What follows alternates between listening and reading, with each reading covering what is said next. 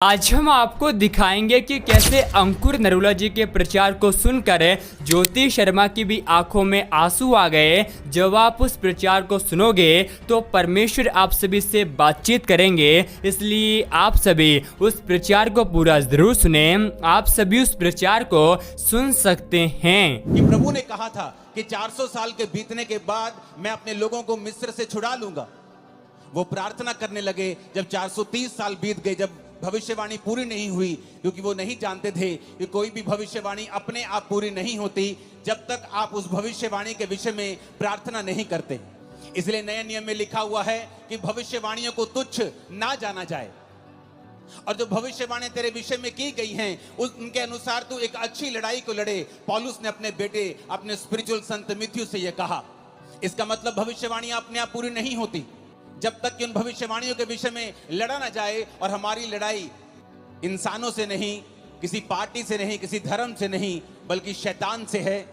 और हम परमेश्वर के सामने भी प्रार्थना में लड़ते हैं जिस तरह याकूब लड़ा था और जीत गया था।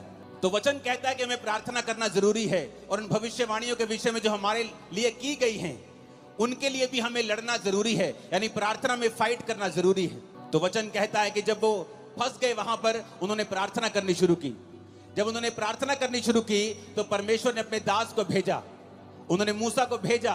और बाइबल कहती है मूसा के वचनों के ऊपर जिन्होंने मन लगाया और ये विश्वास किया कि मूसा अपने आप से नहीं आया है, मूसा परमेश्वर की ओर से आया है, और जो परमेश्वर की ओर से ये वचन कहेगा हम उस वचन के ऊपर यकीन करेंगे और हमारी जिंदगी सेम नहीं रहेगी और हम गुलामी से छुड़ाए जाएंगे। वो गुलामी चाहे बीमारी की हो, वो गुलामी चाहे शैतान की हो, वो गुलामी चाहे मानसिक हो, डिप्रेशन की हो, वो गुलामी किसी भी तरह की हो सकती है आपकी लाइफ में। लेकिन वचन ये कहता है कि जब आप परमेश्वर के वचन को सुनते हैं और फैसला कर लेते हैं कि आज से मैं अपना दिल दिमाग परमेश्वर के वचनों के ऊपर लगाऊंगा, तो वचन कहता है वो गुलामी नहीं रहती। परमेश्वर आपको बंधनों से छुड़ाता है और गुलामी से छुड़ाता है। और उस वचन को जो उसने मूसा को दिया था और लोगों को छुड़ा लिया था, आज मेरा विश्वास है कि परमेश्वर जो वचन आपके लिए देने वाले हैं वो पूरी तरह से आपको और आपके परिवार को छुड़ा लेगा।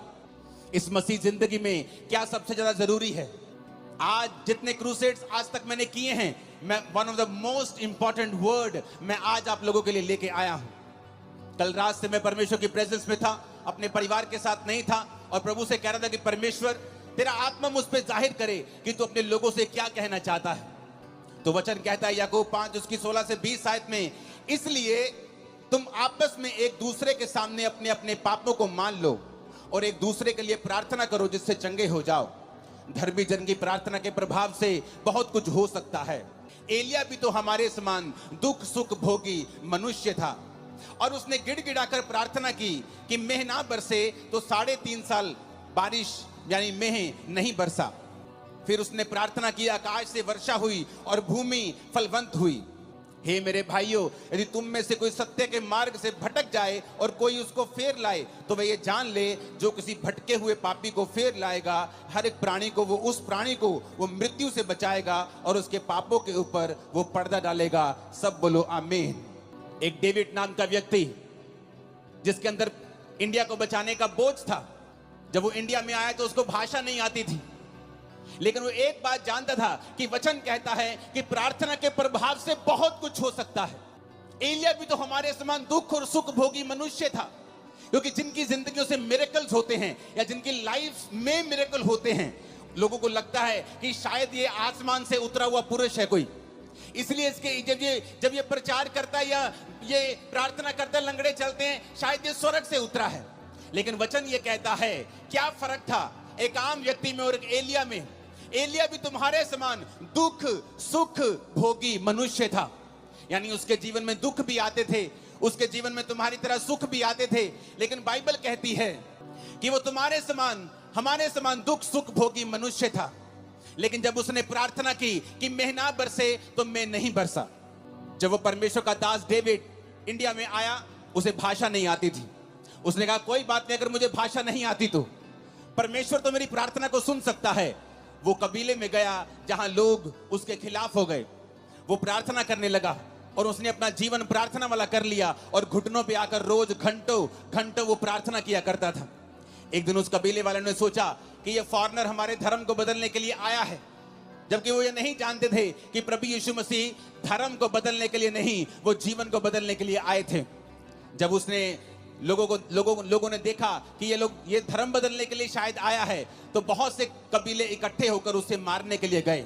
जब उसे मारने के लिए गए, जहां जंगल में वो प्रार्थना कर रहा था, उसके सामने खड़े हो गए, और जब उसे मारने लगे तो सांप उन लोगों के सामने आ गए, और सांपों ने उन लोगों को इस डेविड को मारने नहीं दिया। डेविड बहुत लंबा समय नहीं जिया, जल्दी खुदा के पास गया, लेकिन उसकी सेवकाई एक प्रार्थना की सेवकाई थी। और हिस्ट्री कहती है कि उस प्रार्थना के कारण जो उसने रोज रोज परमेश्वर के सामने की, परमेश्वर ने उस कबीले के ऊपर दया की और एक बड़ी बेदारी दी। आज वो सब लोग परमेश्वर में हैं, मसीह में हैं, सच्चाई को जान चुके हैं। जॉन हाइडी नाम का इंसान, जिसे जॉन हाइडी ऑफ इंडिया कहते हैं, जबकि वो इंडियन नहीं था, वो एक अमेरिकन इंसान था, और उसके अंदर एक बोझ पैदा होता है कि मैं जाऊंगा और जो लोग बचे नहीं हुए, जो लोग परमेश्वर में नहीं हैं, जो सच्चाई नहीं जानते, मैं जाऊंगा और उन लोगों को बचाऊंगा। लेकिन उसने प्रार्थना करनी शुरू की।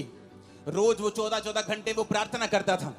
इतनी वो प्रार्थना करता था कि एक दिन जब वो बीमार हो गया, डॉक्टर के पास उसे लेके गए, तो डॉक्टर ने बताया कि आप एक जगह जैसे झुक के जब प्रार्थना करते हैं, आपने इतनी लंबी लंबी प्रार्थनाएं की हैं कि आपका हार्ट जो है वो शिफ्ट हो चुका है और अपनी जगह से थोड़ा दूर जा चुका है, इसलिए आप बीमार हैं। आपके हार्ट की थोड़ी पोजीशन जो है वो चेंज हुई है, आपकी बॉडी में इतने बदलाव हुए हैं। लेकिन डॉक्टरों के कहने के बावजूद भी वो प्रार्थना करता रहा, रोज प्रार्थना करता रहा, अपने घुटनों के ऊपर प्रार्थना करता रहा।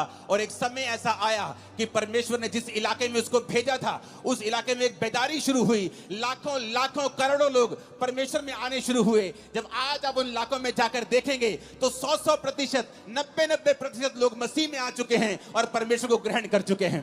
कारण क्या? एक व्यक्ति ने बाइबल के वचनों को समझा। उसने समझा कि एलिया भी हमारे समान दुख और सुख भोगी मनुष्य था, लेकिन उसने फैसला किया कि मैं प्रार्थना करूंगा। एलिया कहां नजर आता है? एलिया कहीं नजर नहीं आता बाइबल में एकदम से आपको।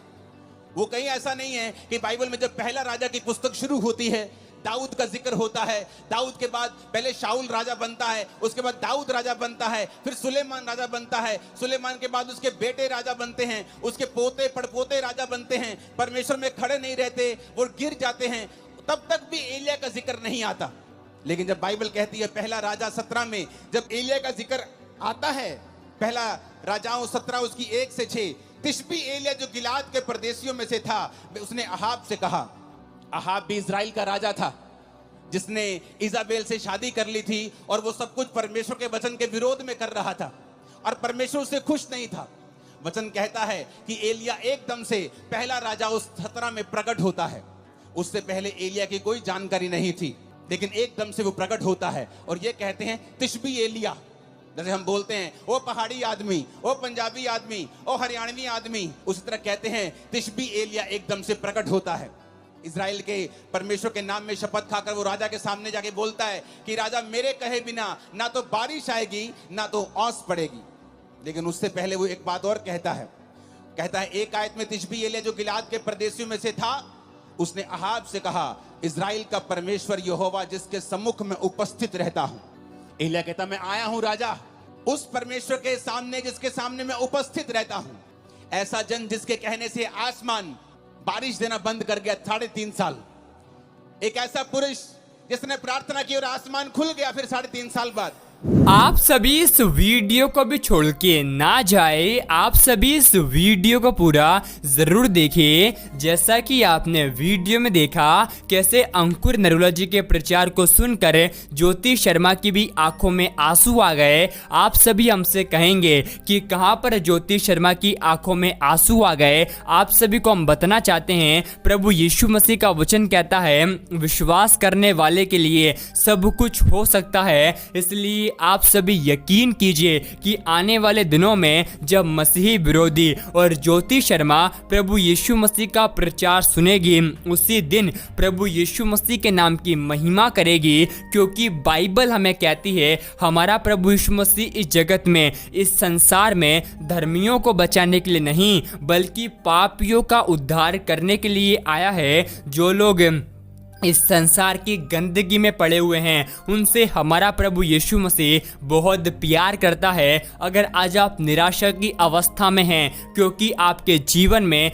मसीही विरोध बहुत होता है, तो आप सभी चिंता ना करें, क्योंकि बाइबल हमें कहती है, धन्य हो तुम जब मनुष्य मेरे कारण तुम्हें निंदा करे, तुम्हें सताए, तब आनंदित और मगन होना, क्योंकि स्वर्ग में तुम्हारे लिए बहुत बड़ा प्रतिफल है। और परमेश्वर का वचन तो यहाँ तक कहता है, हम भले काम करने में साहस ना छोड़े, क्योंकि यदि हम ढीले ना हो तो ठीक समय पर कटनी को काटेंगे। आप सभी इस वीडियो के बारे में क्या कहेंगे, आप हमें कमेंट में ज़रूर बताएं। और आप सभी इस प्रचार को एक व्यक्ति के साथ जरूर शेयर करें, ताकि वह व्यक्ति आपकी तरह सच्चाई को पहचान सके और नरक की आग से बचाया जाए। क्योंकि बाइबल हमें कहती है, यूहन्ना 10:10 में, चोर और किसी काम के लिए नहीं, बल्कि चोरी करने, घात करने और नष्ट करने के लिए आता है। हमारा यीशु मसीह इस जगत में इसलिए आया है कि हम जीवन को पाए और बहुतायत के जीवन को प्राप्त कर सके। और परमेश्वर का वचन हमें सिखाता है नीति वचन के अध्याय में कि हमें यदि तेरा बेरी भूखा हो तो उसे खाना खिलाना, यदि प्यासा हो तो पानी पिलाना, क्योंकि ऐसा करने से तुम अपने स्वर्गीय पिता की संतान ठहरोगे। आपको हम बताना चाहते हैं, परमेश्वर का वचन कहता है, क्योंकि परमेश्वर ने जगत के मूर्खों को और तुच्छों को, जो है भी नहीं हैं, उनको चुन लिया है,